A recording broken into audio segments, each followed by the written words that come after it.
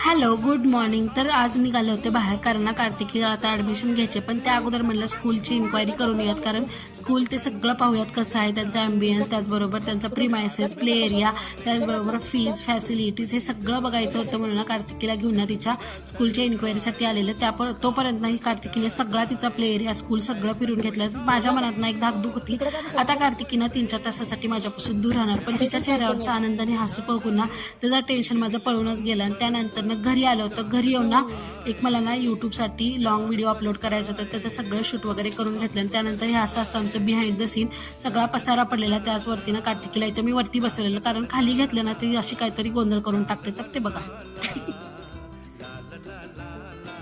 तू तिकडे ना वरतीच बरी होती, खाली उतरली की अशा आगावपणा करते. उद्योग नुसता उद्योग. हां, त्यानंतर ना तिला थोड्या वेळ ना तिच्या फ्रेंडकडे घेऊन गेले ना असं संपवला आजचा दिवस. तुम्हाला कसं वाटलं मला नक्कीच कमेंट करून सांगा. भेटूया नेक्स्ट व्हिडिओमध्ये.